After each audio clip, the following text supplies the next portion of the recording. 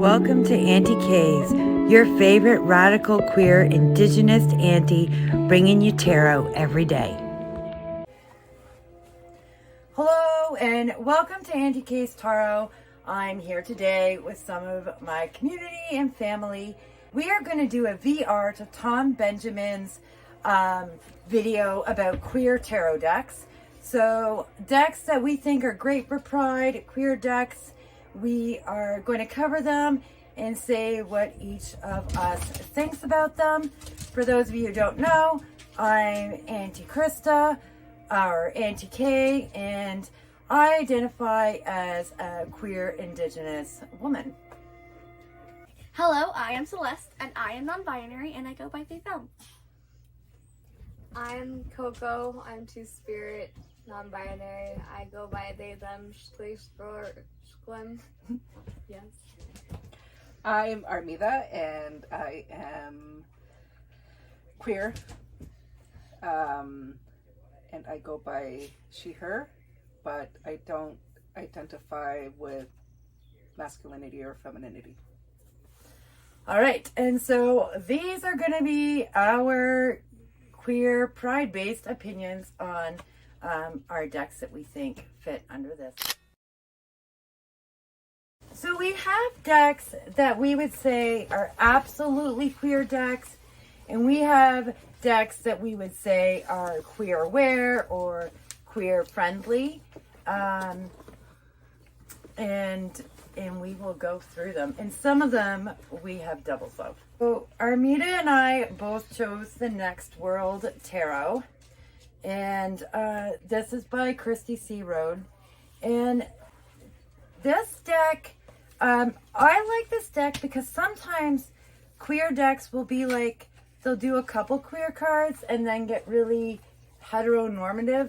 And I feel like this deck had very few heteronormative specific cards.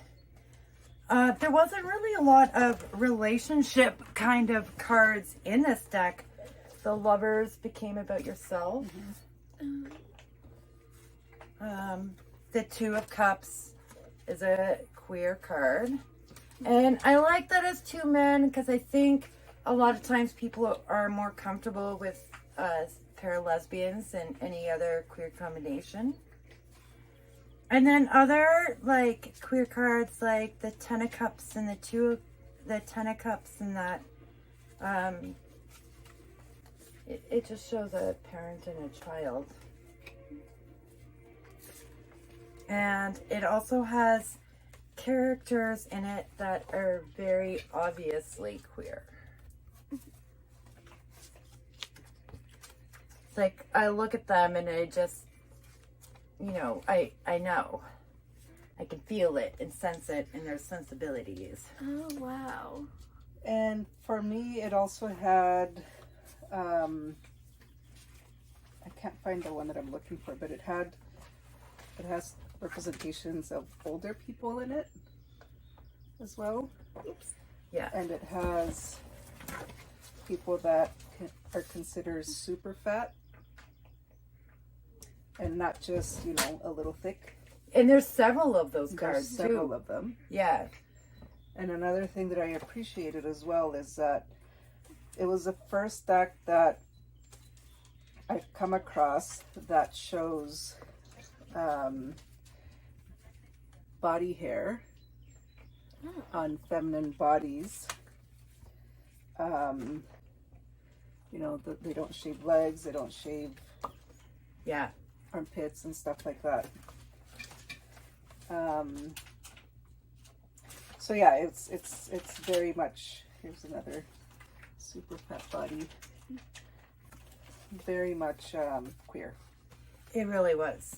This and the guidebook in this deck is fantastic. I think, like, I love this deck because it's so inclusive. There's not enough space for anyone really to be tokenized. Like, the representation really is like the real world around us. And differently abled as well. Yeah, and there's a few of those too. Yeah. Ooh, that's cool. Yeah, and there's several. Like, those aren't the only two. This makes this deck an absolute standout, especially for queer folks who are marginalized in other areas. It really makes this deck an absolute standout in that regard. From following Chrissy C. Rose, that this friend of theirs is disabled also, even if you can't see because of them sitting on a car. Yeah. It's like nobody was left out or thrown in at the last minute. Yep. It was really well thought out, and some of the more like what are they called, mass market decks that have representation in them tend to have the characterizations of like strength and resiliency with black and brown characters, as opposed to like the soft images of like the Three of Cups and the Sun and the Temperance tend to be not people of color. Yeah, this deck really excelled in that way. And even for me, like with my own deck, which is one we're going to cover, this is still a deck to look up to. Absolutely. I included my deck, the Land Back Tarot. Some of the characters in this deck who represent real people, you know, are specifically male or female, but otherwise the guidebook is written as they, them. There are plenty of people who are real people in this deck, including Coco, who identify as they, them, actually all my scouts. And I can just go here. Okay. Also, being an Indigenous deck, I put the vast majority of people, unless it was an actual person who looked differently, with long hair, jeans and t-shirts, just making everybody really non-gendered in a way that's really typical in Indigenous community, where hair and clothes tend not to be gendering. And then I took the time to degender the concepts of the Empress and Emperor cards in today's future and yesterday's foundation. And my relational cards are done in this format also, with two long-haired persons in t-shirts. Some of the characters, their bodies might be slightly more femininely shaped where they might not be expected. And again, gender neutral pairings. And so that was important, being part of a culture that has more than two genders, to be able to express the characters in a way that I hoped wouldn't be pigeonholed into masculine and feminine. So that was my hope and my aim with this deck. I changed the courts to scouts, warriors, aunties, and uncles.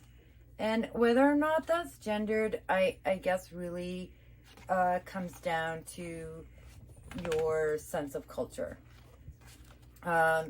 And like I said, the guidebook is written largely non-gendered, unless it was a specific person who identified with a specific gender, and then I used whichever of their genders they used.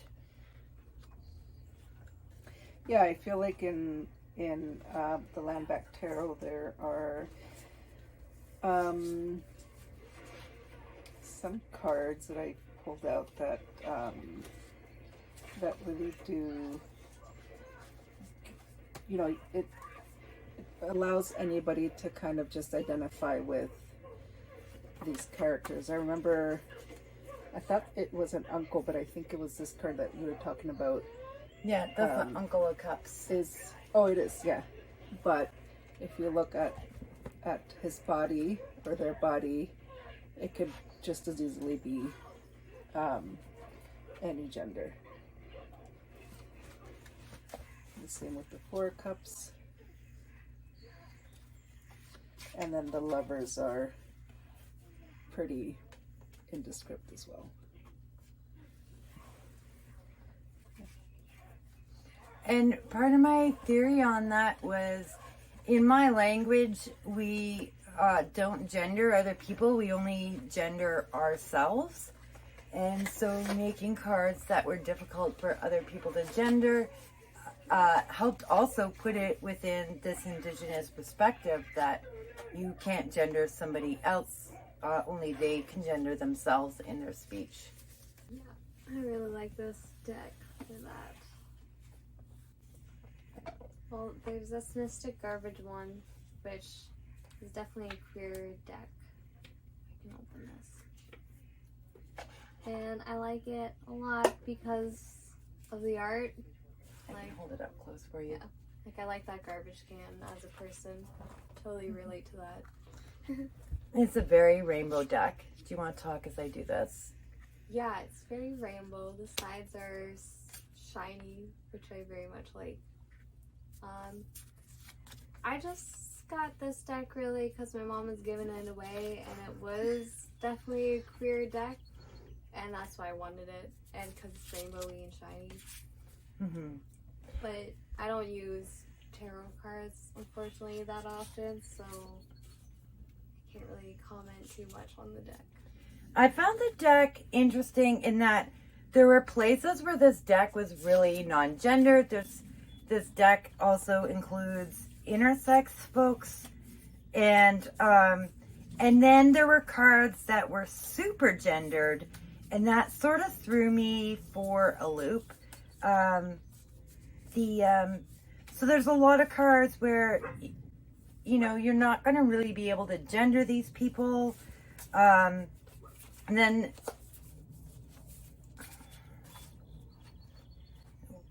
we even have issues of like dealing with changing your body, or this could be breast cancer. I don't remember. But then the Empress and Emperor card were super gendered. When we have all these cards that really, really aren't, it was strange to me that the Emperor and Empress cards were super gendered. So yeah, this deck has trans and intersex folks, and is largely not gendered, but then sometimes super is. So the Empress is a vagina, and the Emperor is a penis with a piercing, and that was strange to me. To like go from weird. Yeah. super not gendered to like really gendered. Yeah. Yeah, but you can also tell in this deck they were trying to also in a way sexualize it. Yeah, it is a very sexual deck, so that's a I good could point. see why for that part they're like, oh, I can throw in my penis and vagina. So I get that, but And the idea of a cock ring for the Emperor card is amusing. It is amusing. Prince Albert. Yeah, with a Prince Albert. Yeah, but I still do really like it. Yeah. Fifth Spirit Tarot. And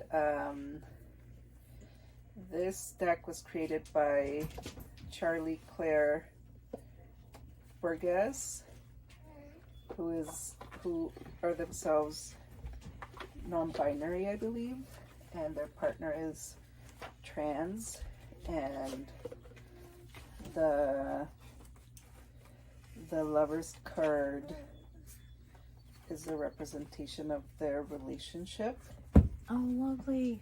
which has them with a bind and their partner with top surgery scars. Nice. And it was created with that idea of having very visual representations in mind of queerness. And also it has, I'm just looking at it and not showing anybody anything. It also represents people with differently abled people. So, and this here shows a person in a black body as Temperance, which is typically one that is reserved for white bodies. And here's a person who is fat. The use of the hanged one instead of the hanged man. When I first got the deck, I was really disappointed with the fact that it uses pip cards, because I got it when I was super green in my tarot journey, and the pip cards did not help me at the time. Now that I know the cards a bit better, I actually quite like them. Here's a representation of the Queen of Pentacles, and that's a person who looks masculine. Oh, nice. Yeah. Trying to find this lover's card. But like the page is kind of gender non-conforming, kind of gender neutral. This is such a well done deck. Yeah. I know so many people with this deck that's going to end up in my collection at some point. And anyway, so it's like, in terms of queer decks, this is the deck. Lots of Probably good one of the cards. more well-known ones, I think. Yeah, probably. I think I've heard that it's going. I don't keep up with my decks and their creators after I purchase the deck. But I heard that it's going mass market, so it should become maybe more affordable. Here's the World, and it's a fat, feminine-looking person. And the Emperor is a masculine-looking person who has feminine-looking breasts. Nice. And I cannot find the... Oh, I believe the Empress is a trans woman. I think I remember that about the King of Cups is Mr. Rogers. I love that. Is Mr. Rogers? Our childhood. Too young. Too young. Oh, it wasn't the Lovers. This is the Lovers. Then what was it? That's not Maybe the it's card the I'm thinking Two about. of Cups. Maybe. But they're oh, it's the Sun. Oh, nice. Oh. That's cool. So that's the deck creator and their partner. So they're wearing a bind, and their partner has had top surgery. And you can see the scars. That's very cool. Yeah. Oh, and here's one representation, another one of a differently abled body. Oh, They've got cool. a leg. Here's another fatty. I like that one. It's nice. I like it too. It's a feminine looking body as the King of Swords.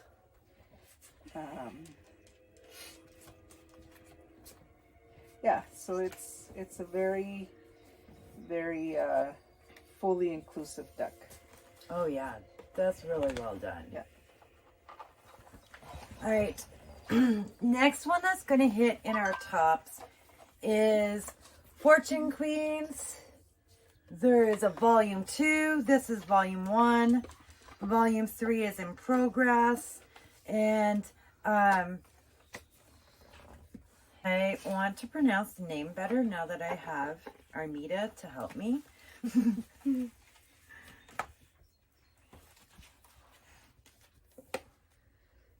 Juanjo Cristiani. Juanjo Cristiani. And this is a queer tarot maker in Mexico. And it's based on RuPaul's Drag Race. As I've mentioned before, I'm not a fan of RuPaul. RuPaul is racist. Can't stand RuPaul. Can't stand RuPaul, but we love drag queens. And so I love this deck. And you know, so everybody in here is like, almost everybody in here is a gay man. And some of the queens have come out as trans, more so next. So I can't wait for like volume 2 and 3. But yeah, so, you know, the whole deck is drag queens. The whole deck is folks largely identifying as men, dressed in drag, dressed as women. And I adore this deck for this. I think it's really well done. I think there's subtle details in this deck that pull it into Rider-Waite-Smith. I find almost all the images are very Rider-Waite-Smith alongside these like fabulous outfits that they all wore that just fit great in a tarot deck. And so I love that about this deck. I love that the 10 of Cups is a group of friends. Because I don't like most 10 of Cups cards, and we're going to see some I don't like. So I love that deck for this. I love that the back, it looks like an astrology wheel, but it's not. It's like things drag queens would have, like high heels and lipstick and crowns and diamonds. And so, you know, it doesn't largely include anyone differently abled, probably except for Evie Oddly, who we know has a disability and is in this deck. I know that Willow Pill is going to be in one of the other decks, but we do have some larger body drag queens who've made it and done really well in RuPaul, and some of which are in the deck. Although I don't think the bodies are emphasized quite as large and curvy, but that's because a lot of times we see them in corsets making their bodies all like shapely. But yeah, I enjoy this deck, and this deck definitely makes the list because it's definitely a queer deck. There are a number of black and brown queens. Most of us know that after season 3, RuPaul largely preferred white queens, but that has come back to haunt him, and he appears to be trying to make up for it with season 14's heavy trans cast and back to a largely black and brown cast for All Stars 7. So the Fortune Queens, Volume 1, 2, and soon to be 3, and you can find them on Etsy at Enjoy My Cake. Nice. I like that title. Enjoy My Cake. Another deck I have that is by a gay comic book artist by Joe Phillips is Divine Diversity 2. I just like the naming of this deck because diversity largely seems to mean queer and white. There are brown people in this deck. There are brown and black people, but not very many. It was around the 20-25% mark. Most of the art is like a gay man's fantasy, and I love that for this deck. Some of the cards are more of like a bit of a lesbian fantasy, which I also love. There was very few black and brown bodies in this deck. What I did find weird, there's 3 lovers cards, and I didn't understand the concept of adding a heteronormative card. And I also was disappointed that the lovers cards all featured a minimum of 1 white person. That's a pet peeve of mine. And then the Devil's card did the same thing, where we get like 2 queer devil cards and a heteronormative Devil's card. And I don't understand it.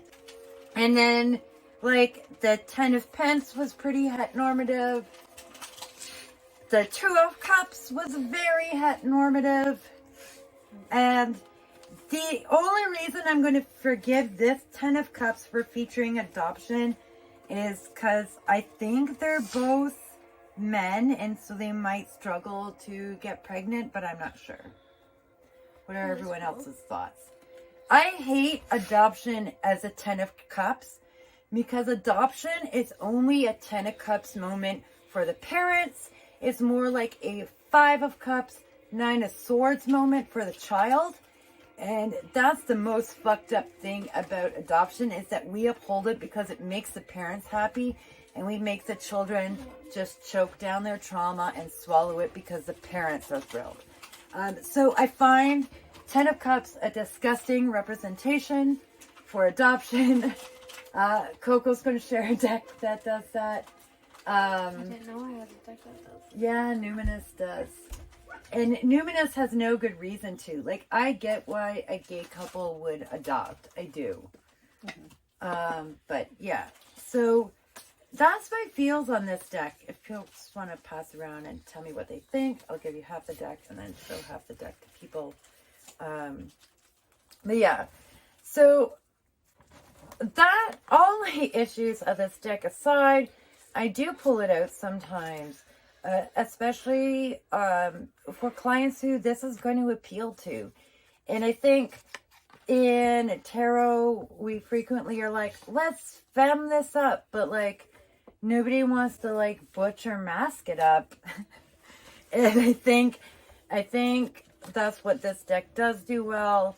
And being that I love comic books, I like this style, but I wish this style was done without giving everybody a perfect body. There's like 2 big people in this whole deck. They are definitely not super fat. They're just like chubby. Yeah, because everybody is like super ripped in this. Oh, Yeah. they're like, yeah. But there's like, I think 2 characters that might be considered chubby, slightly.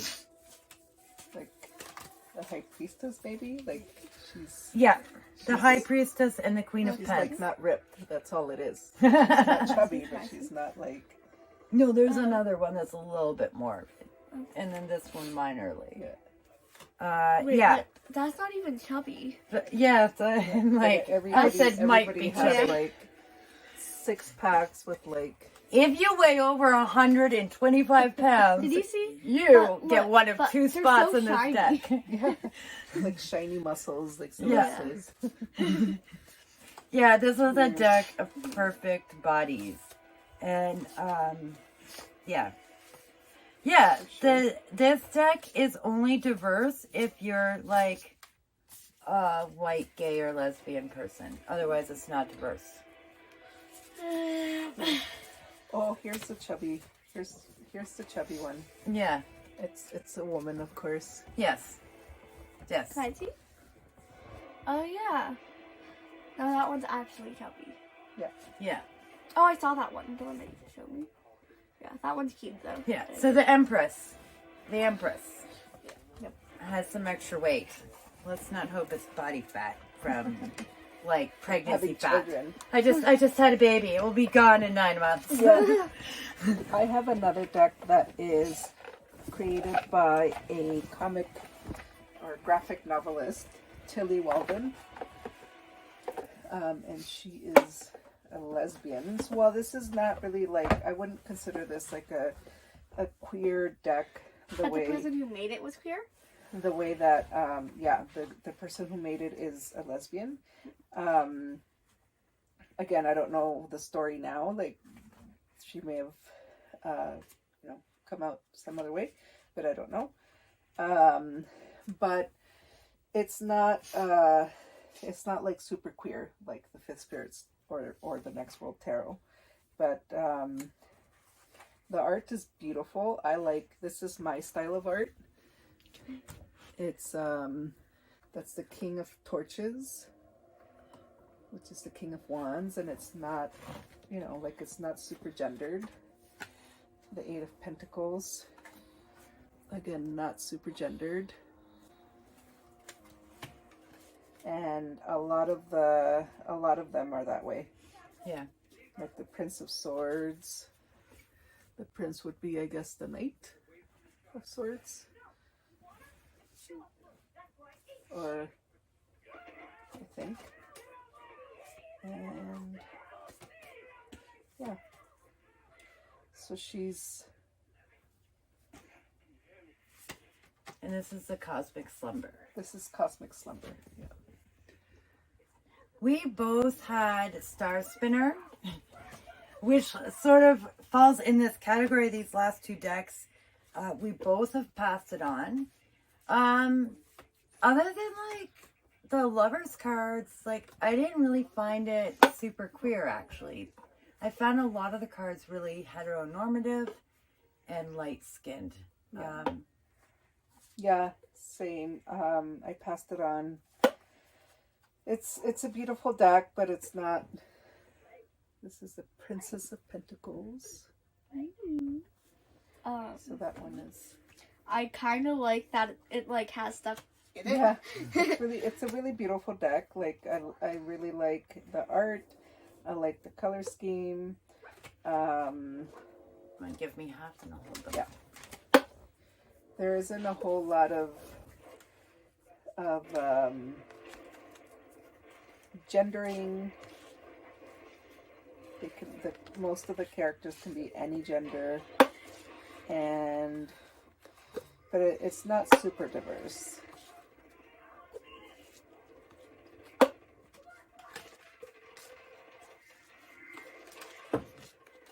The Lovers becomes more of a reflection of the self rather than a heteronormative look at the Lovers. I Oh my do God. like that as a say on the Lovers. Cards that do that. Yeah. Oh, that's cool. Like, loving yourself. Yeah. Mm-hmm. That is really cool. I do like that, yeah. Yeah, a lot of these cards are not super gendered. Yeah, and it's similar to mine in that way. You're not necessarily going to look at the character and assign a gender to them based on the drawing, but more based on your need as you read it. So, this is a numerous deck. The Numinous Numinous, right? Spirit. Yeah, and it's got an extra card, the numerous card. And it is quite, like, it is pretty diverse. I mean, not really, like, If you it's want to not give me half, I'll show what too much white people, but, like, it's not diverse. It doesn't show many other, like, brown people or even black people. Like, a bit East Asian, it looks like, but, like, just a few of those cards. You feel forgotten as an Indigenous person? And yeah, I'd say a lot of these are like pretty queer friendly, like some like you can't really tell gender, like that one. And there's not really. Do you want me to show the one you were talking about? There's not really many cards either that like show any voluptuous people. Like, yeah, not really. I kind of like this card. It's like it looks feminine and masculine at the same time. I can't tell. It does. But yeah, I do like it. Oh, this one is But cool. it's not super diverse. Like, it's mostly just black and white people. But yeah, it does have some diversity beyond that, but not a whole heck of a lot. Yeah. And not really many, like, it's got like one older disabled person. I don't know about much other disabled people, but Let's see them.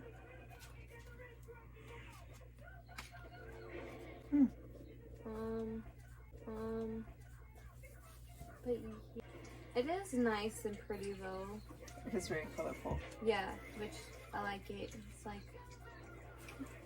they kind of make everyone, not everyone, they make a lot of the characters in it to look like little fairies, which I kind of like, but And we know the queers are fairies. but a lot of pretty bodies in this one as well, I gotta say. Yeah. And this is by a queer creator. I don't know enough to really comment beyond that.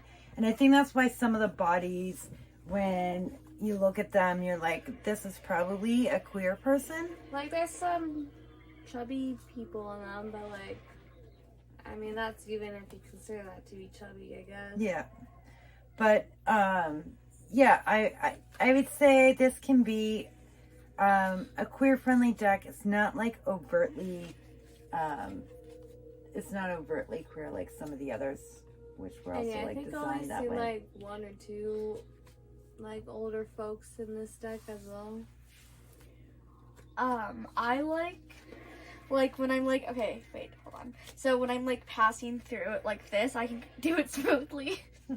Yeah, the cardstock is really nice. Yeah. Yes, I do like it. Coco has one of the earlier editions of this deck. Oh, this one's cool. Yeah, it is. Creator files. I do like how some of the people got like twisted hairdos and colored hair and like a bunch of piercings. Because most queer folks I know have like funky hair, Yeah. piercings. Yeah. And the courts are not gendered at all in this. They're completely redone. Yeah. Yeah, I think this deck does fit in because how you're reading a lot of these bodies really comes down to who you are and who your client is. I like the gold. Celeste enjoys gold gilding. The gilded cards are really, they're really like eye-catching, and I really love them too. I don't have very many with But edges. if you use them a lot, your gilded edges end up looking like this. Oh. Oh, yeah. Um. I think this is my only gilded deck.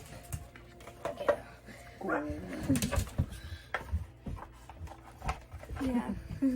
I like, okay, so if you like, so you can like see, and then like it just kind of starts, well, okay, it's hard to see on the camera, but like for me, like I look at it, and then like it like then I just like go like that, and then there's just a bunch of cards, and that's kind of cool. Yeah, it glides smoothly. Yeah. Oh my god, this is so nice. You might like the feel of this one too. A deck that I brought out as being, I'm going to say, queer friendly is the Self-Love Tarot.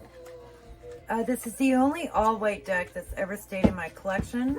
The artist has since made more diverse artwork, so I appreciate the learning. I'm going to include this deck because it's just the bodies. Most of the bodies are larger. All of the bodies are imperfect. I'm going to put that in air quotes. They all have body hair. The boobs are saggy. The genitals are of varying sizes. And so I feel like it's an intersex friendly deck. Maybe it would look less so if I put on my glasses. I'm including this deck for its body positivity. I like the art. Yeah, the art is Yeah. really cute. And Super saggy boobs. yeah, like these people don't Like feel on their Oh neck. my god. like they're done enough to say, you identify as feminine, you identify as masculine, you identify as non-binary. They're all like these interesting, like pear-shaped, saggy boobed, tiny to medium-sized genital bodies. Yeah. And it's also a pip deck. And so I'm including this deck in with it. Tower. Uh, The tower has hairy legs. God. Yeah, the bodies are really super cute, and Oh my god, this penis is so cute. I'll show it. Cute little penises. Let me see. Oh, let me see. and I guess like the masculine bodies don't have boobs, Yeah. and then the feminine bodies have tiny saggy boobs. This is a really cute deck, but there is only really white people in the deck too. The person does come from like a Northern European country. Yeah. That their very next piece of art was diverse without being tokenizing, impressed me. Like that's a big change to make. And Learning. I am more impressed by people who change and grow than just started out in a great spot. Yeah. That is pretty cool.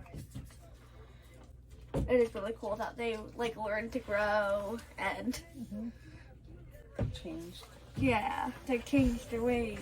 And you have another deck that will not be on most people's radar, Hermeta.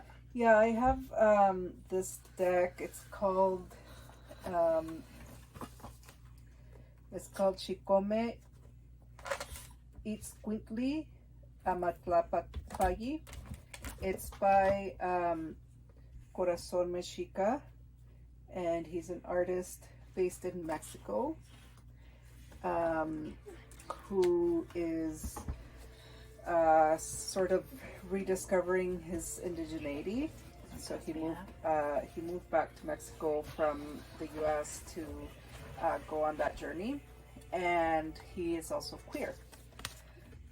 So the deck doesn't scream out queer or anything like that. In fact, some of it is gendered, or at least it looks gendered. Gendered. But it's not like gender in traditional societies in Mexico was not the same as gender here as it is in Western cultures.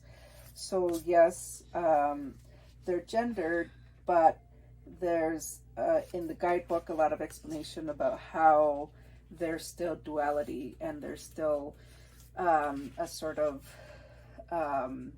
completeness in some of these cards that make it not necessarily feminine or masculine.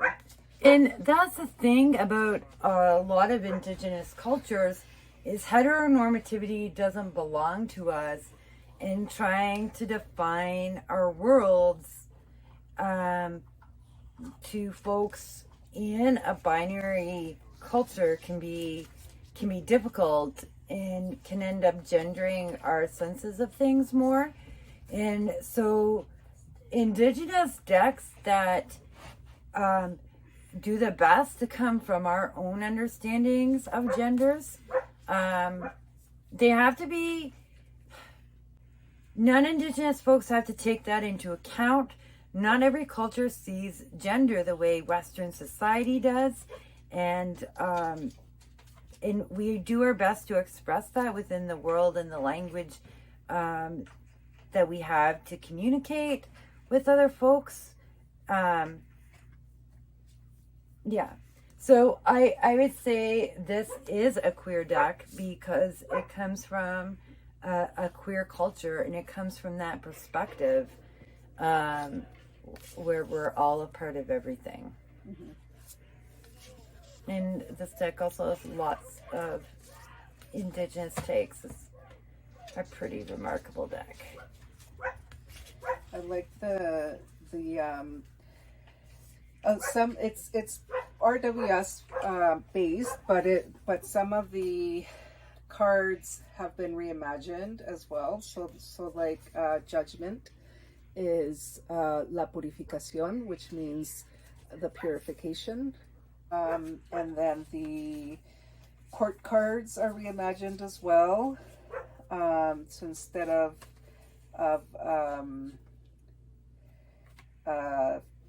like flints or swords, you have flints, and jades for pentacles, and then there's I don't remember the names of the court cards now, but the names of the court cards are also different. That is Temperance. And this Temperance is really interesting because it looks like it has like two genders combined. Yep, that's right. So it gives you the name in Spanish at the bottom, and then at the top it gives you the name that they chose, the name of a god or goddess or an entity that they chose to represent that card. So the name in Nahuatl. What's that? Is it in Nahuatl? Yeah, in Nahuatl is it wouldn't be the translation of it wouldn't be a translation of the world, for example. No. And I think it was the world that has the top is feminine, like it has breasts that are considered feminine, and the bottom is masculine, it has a penis. So it's again that duality that is that shapes the spirituality and the culture of the Mexica people. So it's definitely queer, but it's not necessarily queer in the Western sense, and that's an important thing because there's a lot of ideas that folks hold as true under pride to like what queerness is, that doesn't translate into other cultures who have always had their queerness until colonization attempted to squash it. And so that's an important aspect too in identifying queer decks, especially like in indigenous cultures. My deck, this deck, they might not be what white folks understand as queer, but they are absolutely queer. In fact, they aren't even a reclaimed understanding of queer. They're ancient understandings of queer. That's right. Yep. And I think white folks often look at that and be like, that's not really queer because that's not queer to me. And it's like, oh man, it's more queer than anything you understand. It's been queer for millennia. It's beyond. I had some honorable mention decks that I will go through really quickly. The Magna Tarot, it's getting an honorable mention. It changes all the masculine cards to feminine and feminine to masculine, but what it does is it creates this like a healthy masculinity, and then there's cards like this which aren't masculine in a typical Western sense, and some of the cards like aren't as necessarily readable as this is male and this is female. This is the princess and this was a prince. And so I like this deck and I have used it for gay clients, especially male gay clients, because I like the male representation in this deck. I like the male representation in this deck, and I find the men a little more feminine and the women a little bit more masculine. Not all the way through, but and so I would call that an honorable mention. On the fortune-telling Lenormand side, there's not usually a lot of people. The Morris fortunes, I'm going to say, falls in that friendly zone. The hands are two feminine-looking hands that are holding hands. My people cards are just called the person and have slightly different descriptions.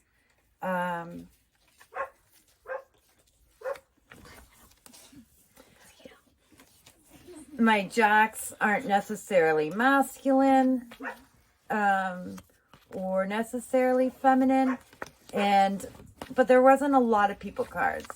So I felt that like it fell into an honorable mention. It's got a mixture in the few people cards that there are. The Healing Light Lenormand. The court cards all look like, you know, they have a traditional king, queen, or jack in the background, and then the image. It gives you 2 of the cards 29 and 2 of 28, so you can make masculine, feminine combinations that you want, but not necessarily gender neutral. And then the other one that I do like to use for queer clients is the Tea Leaf deck. It just has really helpful cards in it. And again, this isn't a people heavy deck, but the teapot, deep friendship with someone of the same sex, dog, close up, pleasure with a close friend, help me define like who this person card is, and what their relationship might be. And then, you know, the marriage card doesn't have any people in it, which makes it really open to read. The relationship cards aren't people cards, bouquet, and so it just makes it easy to read. And some of the added cards, like the teapot and the close-up friend, give me extra cards to define that, like, you know, well, you know, this friend of you has a non-platonic interest that you don't know about. So I found this deck, well, it has very few people cards in it. It has cards that make it useful for reading those relationships. Which is very queer. It's round, which is apparently very queer. Wait, how is it queer though, that it's round? Because it's not the shape of Because it's not straight! Oh! Because it's not straight. That makes sense. Oh, okay. It's okay. It always takes me a minute too. It's a Gemini thing. It's a non-logical statement, and you're like, "Where? What? This isn't following the rules of conversation." I totally get. You have an honorable mention. Tarot. It's Modern Witch Tarot. Mm-hmm. And it's a deck that I got. It's very, very RWS heavy. And I got it to learn the tarot. Cool. And it's like it's supposed to be queer friendly, but it's also like girl power kind of a girl power, very much a girl power kind of deck. Like a feminist? Yeah, like feminist and like just it's queer friendly but very feminine, very female oriented. And so if somebody is masculine presenting or androgynous or, you know, just generally it can often be their. Yeah, Yeah, I but think that we've was- covered a few with children. I think no, sorry, that was a lie. But this is the first deck I've seen like only with like a kid. Only a Well, child, with a yeah. with a horse too. But like, yeah. Yeah, as a central. They focus, do yeah. have younger looking characters in this, though. This is actually a really good deck for your age group. Like, yeah, like I feel like a lot of them look more like teenagers Like this than, one. yeah, yeah, It's finally raining. it is. What the Yeah. heck? Wait, Mama, you were gonna say something. So this And then- is a good deck for like young beginners, folks, for for sure, beginners too. And it's relatively diverse, mostly black and white folks in it. Maybe a few ambiguous. Oh, these people are brown. Wait, Racial are groups. these brown people? Yeah, like you can't. This is ambiguous, right? Yeah. You can't really tell because Yeah, because it's like the we back don't of them. see we don't see any phenotypes. Yeah, this is a nice deck. Oh, this is a cool one. It's a lion. The most androgynous. It's still quite feminine. Okay, I like this person's outfit. This doesn't Yeah. really have anything to do with the guard, but I like the person's outfit. Favorite queer decks are Celeste. What's it called? Next World The Tarot. next world. Next Tarot. World Tarot. Right, you want to turn around and show Oh one yes, card? Next World Tarot. All right, and Coco, First Spirit. Fifth Spirit. Fifth Spirit Tarot. Hermeta, I said the name wrong in the when I first introduced it. This is Tarot Yowatyi Ehekatl. And it's my favorite because it's currently teaching me a lot about both culture and tarot. The guidebook, I need to show you guys this guidebook. It's hardcover. linen, And it's a linen, and it's embossed. and it's embossed with gold lettering, Whoa, that is so cool. and the paper is just beautiful. Like it's, I want to draw on this paper. I know, like it's like artist quality paper, and it has a picture inside of all of the cards. It's not a full colored picture, but it has the reds on all of them, and the explanations, the writing is it's in both Spanish and English. It's not boring, like it's very engaging, and it teaches you about the gods and the goddesses and the meanings behind the colors and all the elements That's in amazing. the card, and it's a fantastic book. I love it. That's amazing. Next World Tarot has an excellent guidebook, and it's poetic and decolonial. My choice is, I'm going to choose two because I have to choose my own somewhat. I'm a Leo rising. I was gonna go with that one too. Is the Lenormand Tarot. It also has a great guidebook. And Fortune Queens, because this deck is just bringing me a lot of joy to read with in my day. It just brings me a lot of joy to read with in my day. And it's been fun. So currently, Fortune Queens and always Land Back. All right. Thank you, everyone, for joining us for this really long VR of all our best queer and queer-friendly and honorable mention decks.